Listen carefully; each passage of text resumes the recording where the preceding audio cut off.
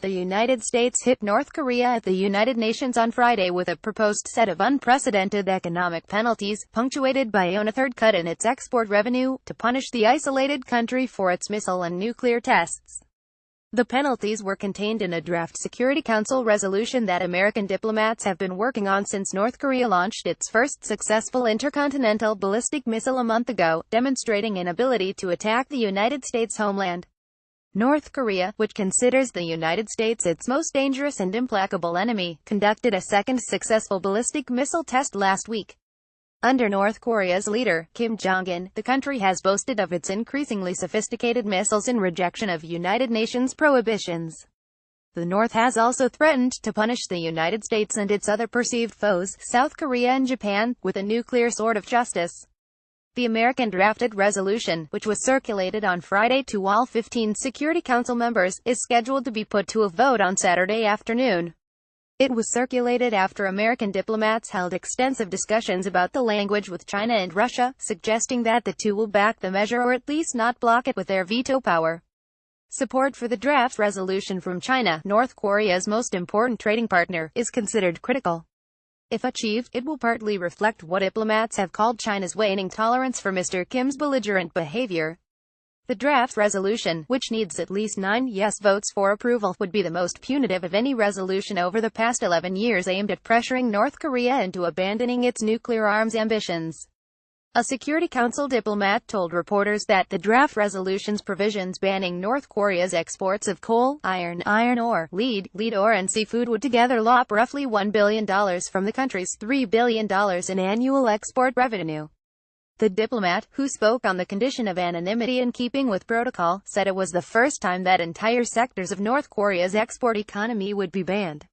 He called it the most impactful and expansive set of sanctions to date. The draft resolution, which condemns in the strongest terms the July 4 and July 28 missile tests, would also place new limits on North Korea's joint ventures and foreign trade bank, and prohibit the country from sending more workers to overseas jobs, another important source of revenue for the impoverished nation of 25 million people. Nonetheless, the draft resolution did not go nearly as far as what the American ambassador, Nikki Haley, had demanded after the July 4 ballistic missile test. Declaring American exasperation with the ineffectiveness of existing sanctions, Ms. Haley called for cutoffs of North Korea's access to foreign money and oil for its military. Those steps were not taken. Whether the resolution's penalties would have much effect on North Korea's actions is a matter of debate.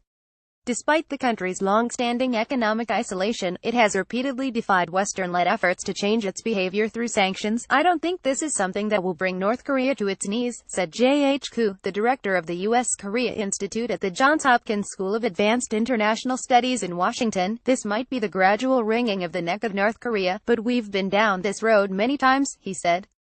North Korea has always been able to find loopholes. The United States put forward the resolution 3 days after Secretary of State Rex W. Tillerson offered to open negotiations with the North Koreans by assuring the security they seek as well as new economic opportunities, if the North abandoned its nuclear weapons. Mr. Tillerson's outreach was the Trump administration's first serious attempt at a diplomatic opening to North Korea. His remarks were welcomed by China, which has repeatedly called for calm among all antagonists in the long-running Korean Peninsula crisis. But the United States has sent a mixed message, diplomacy coupled with a display of military strength. It tested its own intercontinental ballistic missile in the South Pacific on Wednesday, within hours of Mr. Tillerson's remarks. And last weekend, the United States flew 2 strategic bombers across the Korean Peninsula in a military exercise with South Korea, its ally. Mr. Kim has thus far shown no intention of relinquishing his nuclear arsenal. If anything, he has vowed to strengthen it. American intelligence assessments have generally concluded that the North Korean leader has no incentive to negotiate with the United States until his country emphatically shows that it could arm a missile with a nuclear weapon that could reach the American mainland.